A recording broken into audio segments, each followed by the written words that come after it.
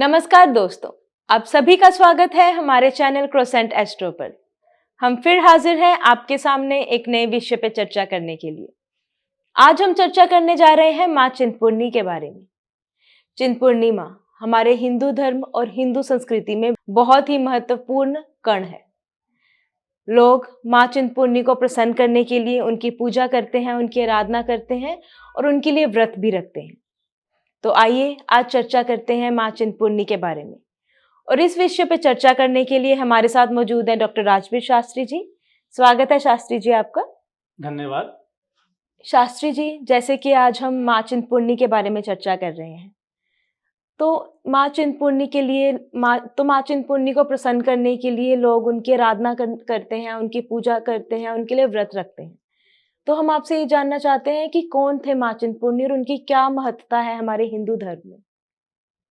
देखिए, चिंतपूर्णी, इन्हें हम चिंतापूर्णी भी कह देते हैं और चिंता मुक्त करने वाली भी कह देते हैं। जो माता हमें चिंताओं से मुक्त करे उसे चिंतपूर्णी माता कहा जाता है। भारतवर्ष में इनका शक्तिपीठ हिमाचल के जनपद ऊना में स्थित है, जो कि होशियारपुर के नजदीक पड़ता है। अर्थात माता का जब हम इतिहास देखते हैं, जिस समय राजा दक्ष प्रजापति ने यज्ञ किया और सती ने जब ये देखा कि मेरे पिता ने यज्ञ में हमारे सभी सगे संबंधियों को बुलाया और पर्याप्त सामग्री का यहां स्थापना कर कर सभी का सम्मान कर रहे हैं, परंतु मेरे पति को आमंत्रित नहीं किया। इस बात से रुष्ट होकर वो स्वयं के शरीर की आहुति यज्ञ कुंड में दे देती है। जब भगवान शंकर को इस विषय में ज्ञात होता है और वो कैलाश पर्वत से स्वयं के मनोभाव को विचलित करते हुए वहां से धावन क्रीड़ा में और यज्ञ स्थान पर पहुंचते हैं, सती के जलते हुए शरीर को अपने कंधे पर अर्थात अपने हाथों से उसे उठा लेते हैं और आंखें बंद करके एक दिशा में भागने लग जाते हैं। कहते हैं कि माता के उस समय 51 अंग विभिन्न स्थानों पर गिरे और वो स्थान पवित्र हो गए, वो शक्तिपीठ हो गए। और जो हिमाचल प्रदेश देवभूमि ऊना जनपद में माता का अंग था, वो उनके चरण वहां पर गिरे। उस दिन से माता ने उनके चरणों में वहां पर स्थान लिया। जहां जिस अंग ने गिरा, जैसे नैन गिरे नैना देवी बिलासपुर में, प्रत्येक अपने अंग के साथ में वही शक्तिपीठ प्रसिद्ध हो गया। चिंतपूर्णी माता के चरण वहां से गिरने से अर्थात चरणों के दर्शन करने से, चरणों को छूने से हमारी अनेकों प्रकार की चिंताएं मुक्त हो जाती है। आज हम देखते हैं कि प्रत्येक व्यक्ति किसी न किसी डिप्रेशन में जा रहा है, कोई न कोई नशे का प्रयोग कर रहा है, किसी न किसी को किसी का सहारा चाहिए। क्यों? आत्मनिर्भर बनाने के लिए, अर्थात हमें चिंताओं से मुक्त करने के लिए, स्वयं के दायित्वों को, अपने विचारों को समझने के लिए और अपने निर्णय खुद लेने के लिए। इस शक्ति को जो हमारे अंदर उत्पन्न करती है वो माता चिंतपूर्णी माता है। उसी पावन स्थल को पूजा जाता है और वहीं पर लोगों की मान्यताएं पूर्ण होती हैं, अर्थात चिंताओं से वो मुक्त हो जाते हैं। इसी प्रकार ये माता का प्राचीन इतिहास वहां से प्रारंभ हुआ, जो कि आज तक प्रचलित है।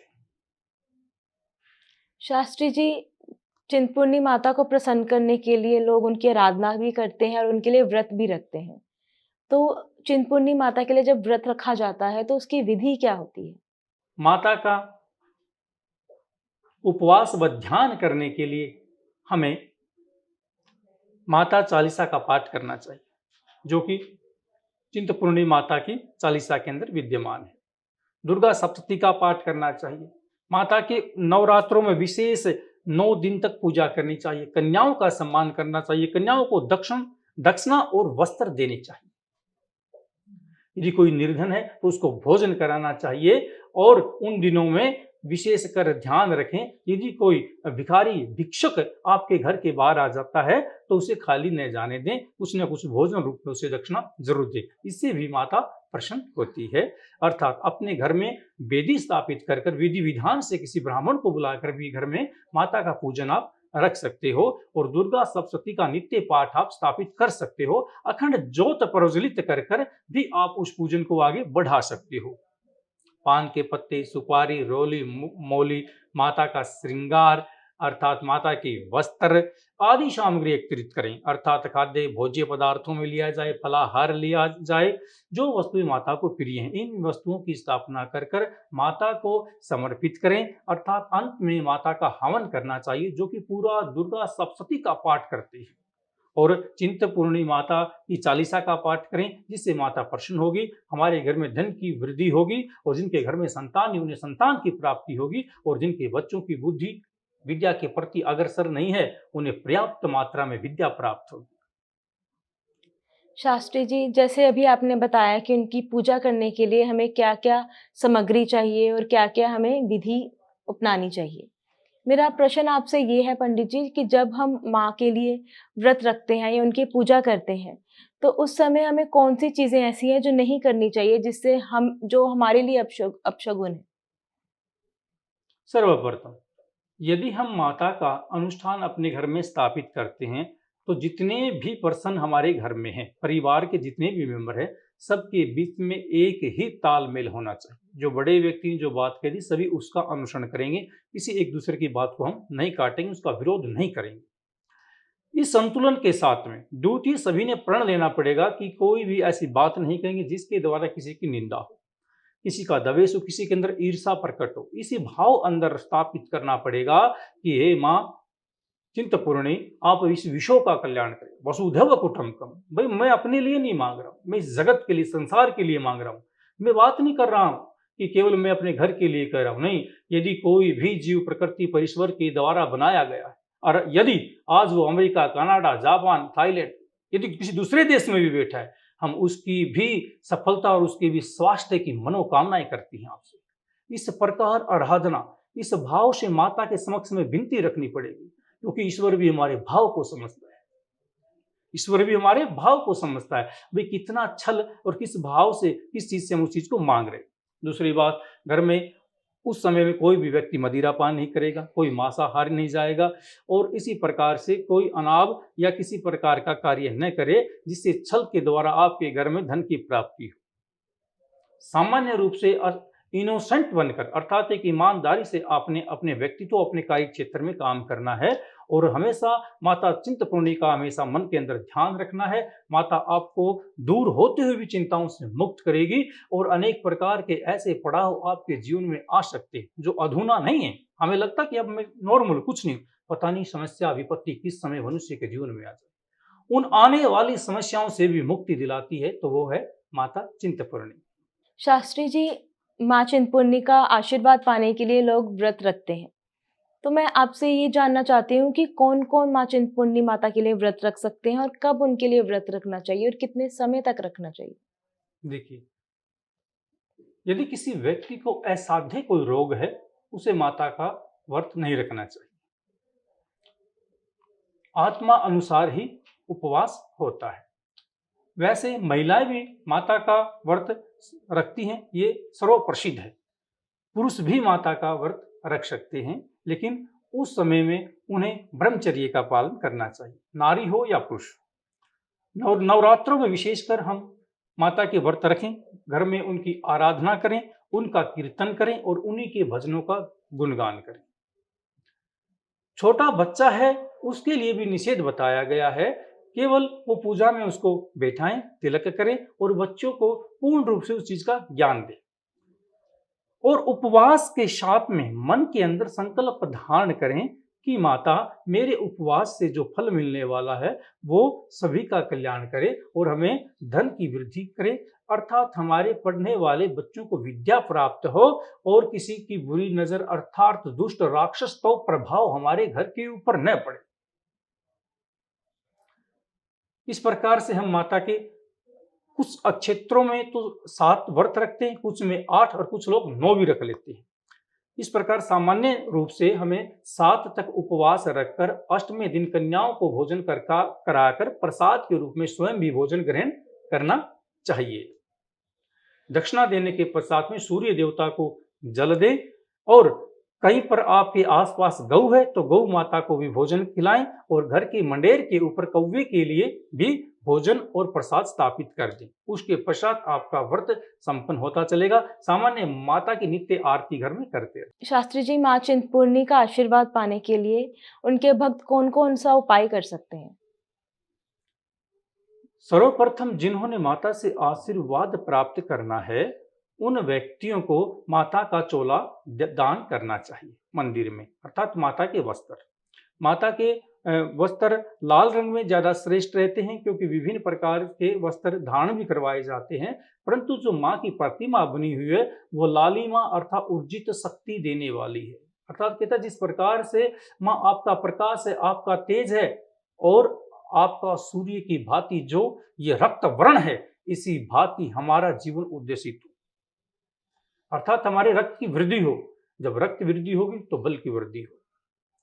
इन भावों को साथ में रखते हुए हमें माता की उपासना करनी चाहिए। और हमें यह देखना पड़ेगा कि इस दिन यदि हम कहीं बाहर के व्यक्ति से तालमेल करते हैं तो कोई ऐसे व्यक्ति से आप न मिलें जो किसी नशे आदि का सेवन करता हो या मांसाहारी व्यक्ति हो, क्योंकि उसके पाप से आपको भी पाप हो सकता है।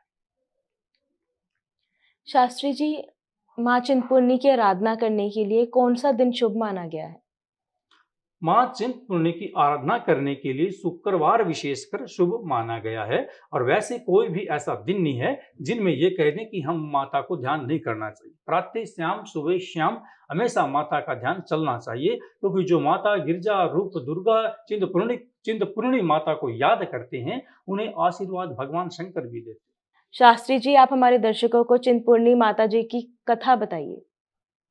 जी, प्राचीन काल में प्रसिद्ध है कि कोई व्यक्ति अपने घर से अपने ससुराल के लिए चला, जिसका नाम मेदास था। मेदास रास्ते में चलता गया। पहले इतने साधन वहां नहीं होते थे, लोगों के पास पद यात्रा होती थी। वो पैदल चलते चलते थक गया। थकने के बाद में एक वट वृक्ष के पास, वट वृक्ष अभिप्राय बरगद का पेड़, जैसे ही वो बरगद के पेड़ के नीचे बैठा तो उसे निंद्रा आ गई। निंद्रा में उसे सौपन आया, और सौपन में उसके एक छोटी कन्या आई। उस कन्या ने कहा कि जिस पेड़ के नीचे आप विश्राम कर रहे हो, इसके नीचे मेरी छोटी पिंडी है, अर्थात मेरा रूप है, और मैं चिंतपूर्णी माता हूं, और भगवान शंकर से संबंध है मेरा, और मेरे चरण यहाँ पर गिरे थे, इसलिए मुझे यहाँ पर पूजनीय स्थान प्राप्त हुआ है। यदि आप मेरी पूजा करो तो मैं तुम्हारा कल्याण कर दूंगी। जब उसकी आंखें खुली, मेदास ने सोचा हो सकता तेरा कोई भ्रम हो, ऐसा नहीं हो सकता, ये तो कुछ सौपना था। वो वहां से उठकर अपनी ससुराल चला गया। ससुराल जाने के बाद उसके मन में वही बात चिंता करती रही, ये वो सौपन मुझे किस प्रकार से आ गया, वो लड़की छोटी सी कन्या मुझे क्या कहना चाहती थी सौपन में। इन्हीं बातों से विचार करता करता वापिस उसी मार्ग से आता है अपनी पत्नी को लेते हुए, और बरगद के पेड़ के नीचे फिर विश्राम करता है। वही बात पुनः उसके मन में फिर याद आती है। उसका स्मरण करने से वह पुनः आराधना करता है, यदि सचमुच मेरे सौपन में माता तुम कन्या के रूप में आई हो तो माँ दुर्गा मुझे अपना रूप दिखाओ, मुझे दर्शन दो, तब मैं मानूंगा कि माँ का ये शक्तिपीठ स्थान है। चतुर्भुज माँ दुर्गा स्वरूप, गिरजा रूप चिंतपूर्णी माता ने उन्हें दर्शन दिए और कहा कि यदि तुम यहाँ पर मेरा मंदिर बनाओगे, मेरी आराधना करोगे, तो मैं तुम्हें मोक्ष प्राप्त कराऊंगी। मेदास ने कहा, माता ये जंगल या जानवर सुनसान जगह, मैं किस प्रकार से रहूंगा, और आसपास कहीं भी पानी नहीं, मैं तो मर जाऊंगा। माता ने उसे आशीर्वाद दिया, तुम जो भी पत्थर उठाओगे उस पत्थर के नीचे पानी निकलेगा। इतना कहकर माता अंतर ध्यान हो गई। मेदास ने सोचा यदि सत्य है तो एक बार देख लेता हूं। पहाड़ी के पास में जाकर सुनसान सूखे स्थान में एक पत्थर को उठाया और देखा तो उसके नीचे से जल की धारा निकल रही। मेदास को विश्वास हो गया भी सचमुच में मुझे माता ने दर्शन दिए, क्योंकि मेदास का जो भाव था ईमानदार, छल कपट रहित, ईर्षा रहित, ऐसे ही जो साधारण भाव के व्यक्ति होते हैं ईश्वर उन्हें ही प्राप्त होता है। तेज व्यक्ति स्वयं की तो तरक्की कर सकता है लेकिन आत्मिक संबंध नहीं बना सकता। इसलिए मेदास को माता का आशीर्वाद हुआ और माता ने उसे संदेश दिया भाई जब जब किसी को कोई पीड़ा पड़ेगी, जो जो किसी चिंता में होगा, यदि उसे यह लगेगा जीवन में मुझे बचने का कोई भी मार्ग नहीं है और वो मेरा ध्यान करेगा, मेरी शक्ति पीठ के ऊपर आएगा, मैं उसकी सारी मनोकामनाएं पूर्ण करूंगी। उसी दिन से मेदास ने छोटी सी झोपड़ी बनाई और उस पानी पीता और माता की पिंडी को निकाला, उसकी पूजा करनी शुरू कर दी। आने जाने वाले लोगों ने हजारों वर्षों से देखते रहे और किसी ने कुछ मिलाकर माता का मंदिर बनाना शुरू कर दिया। लोगों का आवागमन शुरू हो गया और विशेष रूप से वहां माता की पूजा का प्रचलन शुरू हो गया। जब मेदास को दर्शन दिया, यह उस समय की बात है, 1558 ईस्वी से लेकर 1700 के बीच का समय। उस समय अवधि में ये साधारण व्यक्ति को माता ने आशीर्वाद दिया और आज उसका इतना बड़ा शक्तिपीठ हिमाचल प्रदेश ऊना जिले में स्थापित है कि लाखों श्रद्धालु माता के दर्शन करने आते हैं। देश विदेश में माता के दर्शन होते हैं और आजकल तो सोशल मीडिया का जमाना है, ऑनलाइन भी माता के दर्शन विषय लेवल पर दिखाए जाते हैं और लोग आशीर्वाद पाते हैं और अपनी चिंताओं से मुक्ति प्राप्त करते हैं। इस कथा के साथ में माता की श्रद्धा और भक्ति बढ़ गई है। जो भी जिस भी मनोकामना को लेकर माता के दरबार में जाता है वो कभी खाली हाथ नहीं आता। शास्त्री जी, अपना कीमती समय हमें देने के लिए और ढेर सारी जानकारी देने के लिए आपका बहुत बहुत धन्यवाद। अभिवादन करते हैं आपका। उम्मीद है हमारे दर्शकों को आज का हमारा कार्यक्रम बेहद पसंद आया होगा और उन्हें ढेर सारी जानकारी मिली होगी। माँ चिंतपूर्णी की कृपा आपके ऊपर सदैव बनी रहे और आपका जीवन कुशल मंगल रहे। ऐसी ही और जानकारी के लिए आप बने रहिए हमारे साथ क्रोसेंट एस्ट्रो पर। और आज का हमारा कार्यक्रम आपको कैसा लगा, आप कमेंट बॉक्स में जरूर बताइए। धन्यवाद।